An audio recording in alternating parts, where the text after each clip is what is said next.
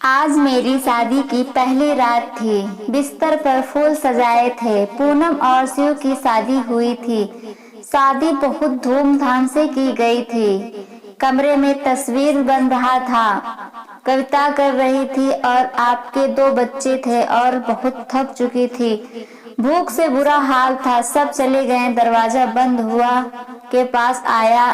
ऐसा करे कपड़े चेंज कर ले, थक गए हैं। लेकिन क्या कर सकते थे। बोला देखो मुझे अच्छी नहीं लगता।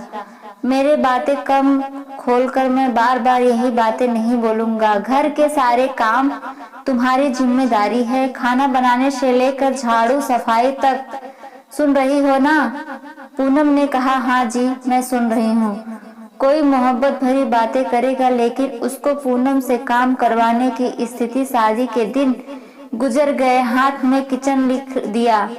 जेठानी से जेठ लव मैरिज करके लाया हुआ था। सफाई करना, कपड़े बर्तन सब काम। हर रात को पति के नखरे उठाना। शिव बहुत रखी रखी आवाज में पूनम से बातें करता। रात डिनर हुआ। अपने कमरे में चली गई। पूनम शिव के पास जाकर बैठ गए। शिवा के शादी को 3 महीने गुजर गए हैं। आप मुझे कहीं घूमने नहीं लेकर गए। शिव उसे बड़ी खराश से देखने लगा और बोला घूमने का मतलब तुम्हें कहाँ जाना है। उसने इतने रूठे शब्दों में पूछा कि पूनम सहन सी गई।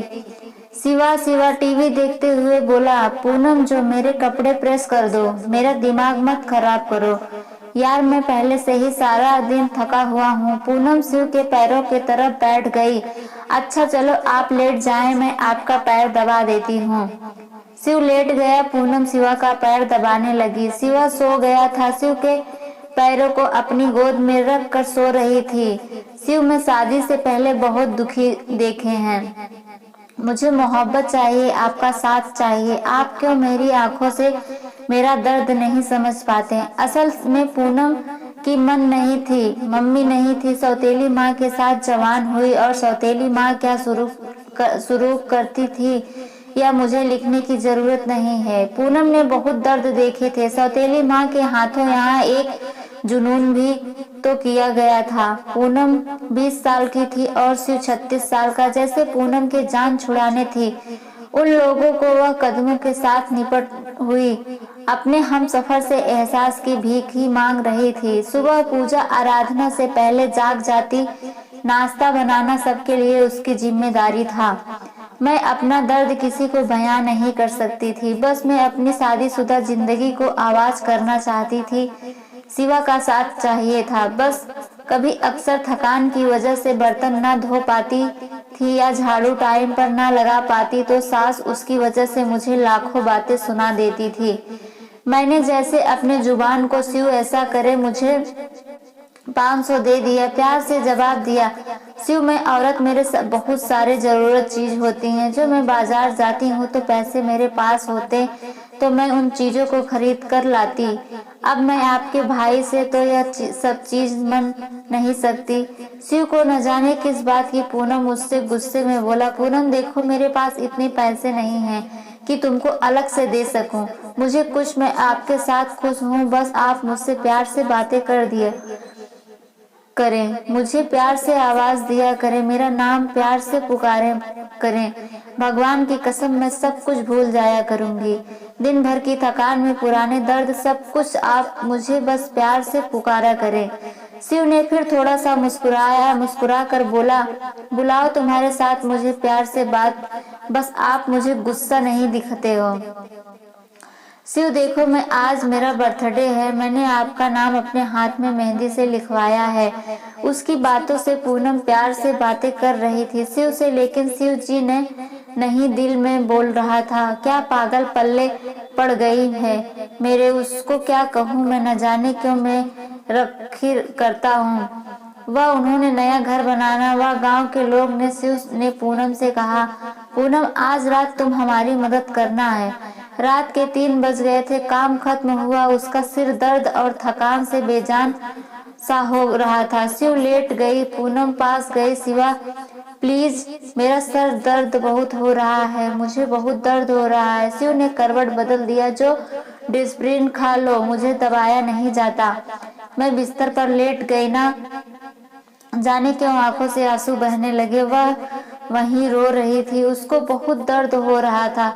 वह मुंह पर हाथ रखकर सांस रोकने की कोशिश कर रही थी।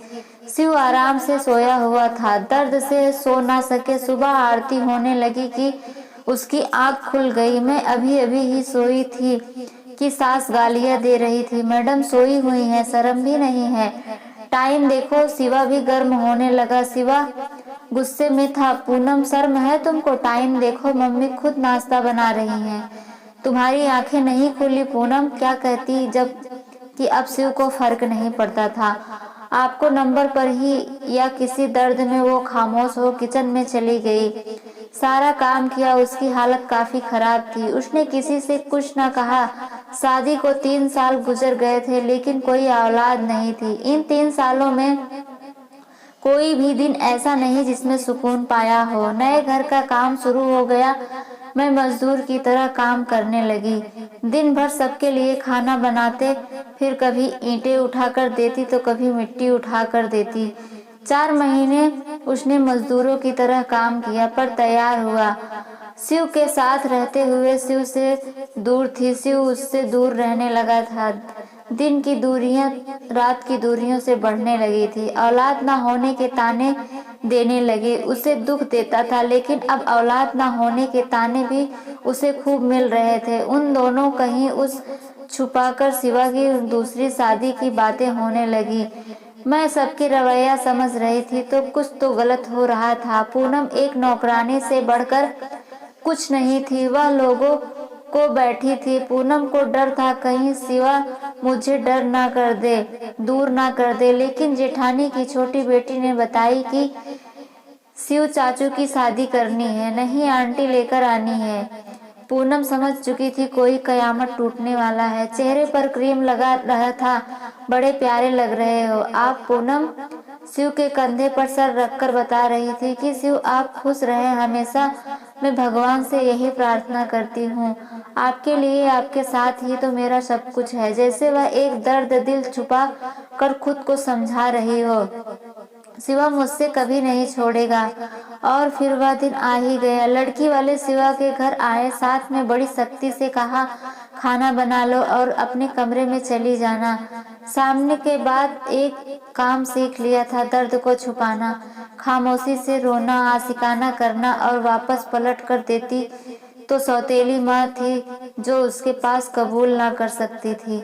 सामने शिवा की शादी थी जो कभी भी तक के देकर दस्तक देकर निकल सकता था। शिवा का रिश्ता तय हुआ। कुछ दिनों में दूसरी बीवी को शादी करके ले आए। जिस कमरे में वह शिवा के साथ रहती थी, आज उस कमरे में शिव की बाहों में कोई और थी। उसे अलग से कमरा दे दिया था। वह हसरत भरी निगाहों से देखती रहती। शिवा अपनी दूसरी बीवी को बाहर घूमने ले गया। वह बहुत खुश था, लेकिन एक दिमाग सर दर्द पूनम को खा जा रहा था। घर के काम, दिन भर के थकान, रात की तन्हाई, दर्द, बेपनाह लापरवाही। नई दुल्हन को बहुत प्यार कर रहे थे, लेकिन पूनम एक कोने में पड़ी शायद मौत के करीब आ गई थी। और फिर एक रात में कमरे में सोई थी। शायद वह दर्दनाक बर्दाश्त कर पा नहीं रही थी। सर का दर्द बहुत तेज था। सर पर दोनों हाथ रख कर चीखने लगी। सब अपने कमरों में सो चुके थे। दर्द इतना तेज था, बर्दाश्त ना कर पाई। शिवा ने आवाज दी, मम्मी पूनम को बोलो हमारा नाश्ता हमारे कमरे में भेज दे। माँ ने गाली दी, वह सोई हुई है, अभी तक सोने दो, आज उसके कमरे में कोई न जाए। दोपहर का वक्त हो रहा था। सब अपने कामों में बिजी हो गए थे, लेकिन अभी तक पूनम कमरे से बाहर नहीं आई थी।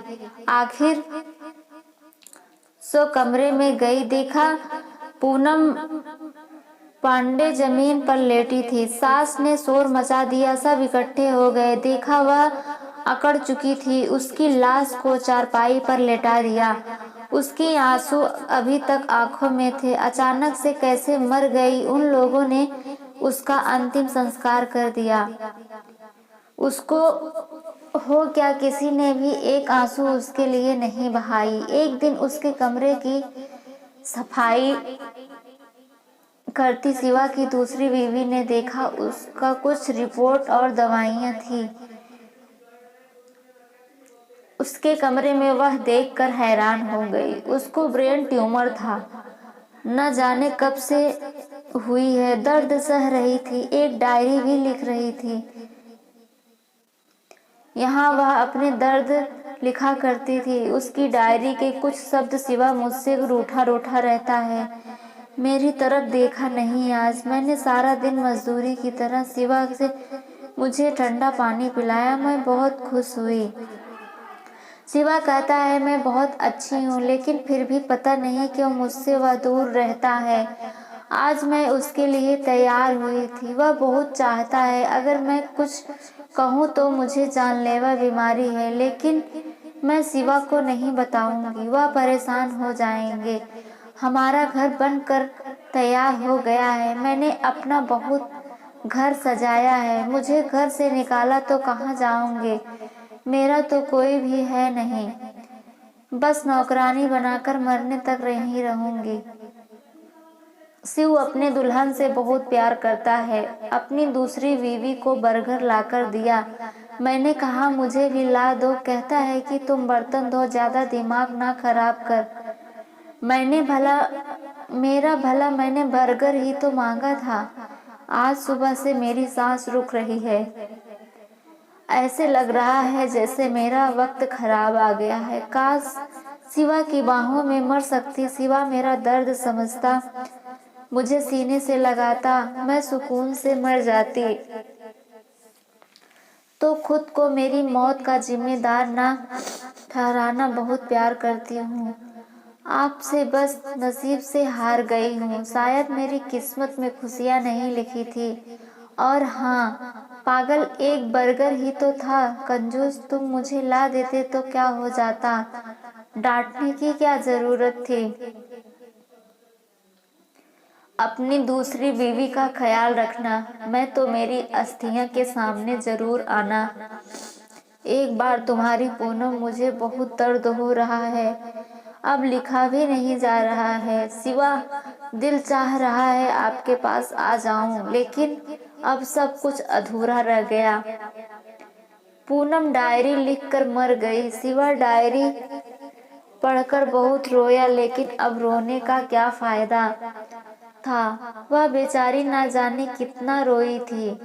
उसकी अस्थियों के सामने बैठकर बहुत रोया और माफी मांगने लगा। तो दोस्तों, ये रही आज की कहानी कैसा लगा कमेंट में ज़रूर बताइए, और दोस्तों के पास शेयर करते रहिए और बेल आइकन प्रेस कर लीजिए ताकि हमारा वीडियो आप तक पहुंच सके। धन्यवाद।